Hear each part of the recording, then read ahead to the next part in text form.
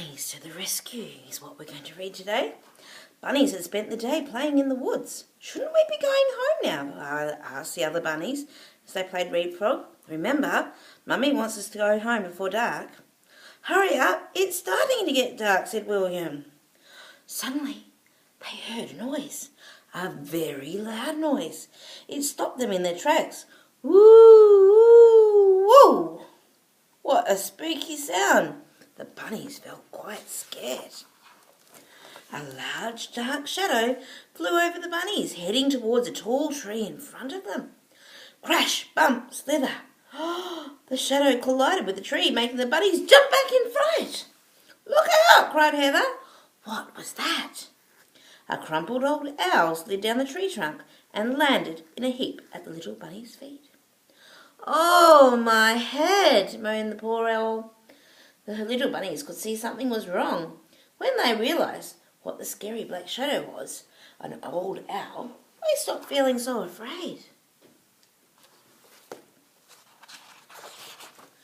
Are you all right? Asked Heather. You hit that tree terribly with a terrible bang. Oh, I think so, said the owl, whose name was Horatio.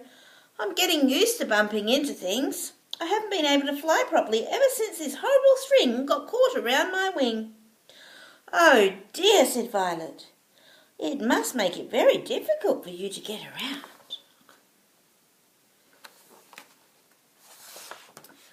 I can help you with that, said William, who started to nibble away at the tough string. Oh, wasn't he a nice bunny rabbit to help the owl?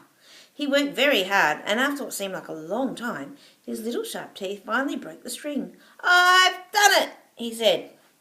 With a happy sigh, Horatio stretched out his wing, as far as it would go. Oh, that feels so much better, he hooted happily. I must think of a good way to thank you all. Could you show us the way out of the woods? Asked Violet. We're lost. I'd be delighted to help, answered Horatio. I know these woods better than any other animal. Follow me. And he flew up high into the air. Horatio's wing was now as good as new, and the little bunnies had to run very fast to keep up with him. Soon they reached the edge of the woods. From the top of the hill, the little bunnies could see their garden way down below. Their cosy hutch was lit up by the bright moonlight, and it looked warm and inviting. Oh, thank you, thank you, thank you, Horatio, they called to their friend. Come and visit me again soon, hooted Horatio, and he disappeared into the night sky with a sweeping wave of his wing. Oh, it's nice to use your manners, isn't it? And to help other people. The next morning, the little bunnies hopped down to the bottom of the hill and came to a large pond. They'd never seen so much water before. It looks very cold and very deep, said Violet, as they crept to the edge of the pond and peered down. Look at this, cried Basil. There's another bunny in the water. He looks exactly like me. Ah, don't be silly, said Heather. That's not another bunny. It's your reflection. It's my what? Asked Basil in a puzzled voice. He decided to take a close look, and he leaned further forward, and he lost his balance, and he fell in. Plop! Basil's fallen in the pond, shouted Heather.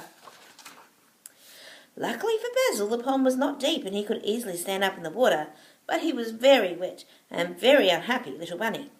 Not only did he have water in his ears, but he couldn't move. His paws had got stuck in the mud at the bottom of the pond. Oh, no, what's he going to do?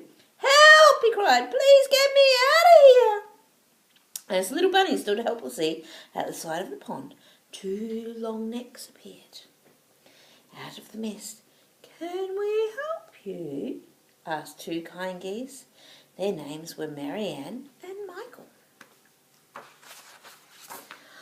I'm cold, and I'm wet, and I'm stuck, moaned Basil. I want to get out of here. The two geese swam right up next to Basil, Marianne on one side and Michael on the other. Poor wet Basil felt quite nervous at this. Then the two geese scooped up the little bunny with their beaks, and they put him on the dry land. Oh, they were nice geese. Stupid pond, said cross wet Basil. The geese looked fiercely down their beaks at him. Don't you know that little bunnies and cold buns don't mix, said Marianne. You have to be very careful near water, Michael warned sternly. You do, don't you? Basil realised that he had behaved badly and he said he was sorry to Marianne and Michael. Now, is there anything else we can do for you all? Asked Marianne gently. Heather was worried that Basil might catch a cold. Yes, please, she said. We need to reach the other side so Basil can get home to our warm hutch. So the geese let the bunnies climb on their backs and they carried them, one by one, safely across the pond.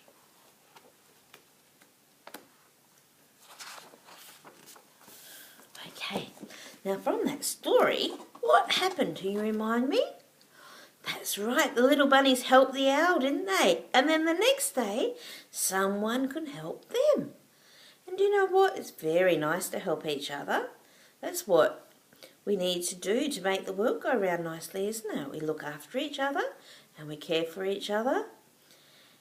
And someday someone can look after us and help us.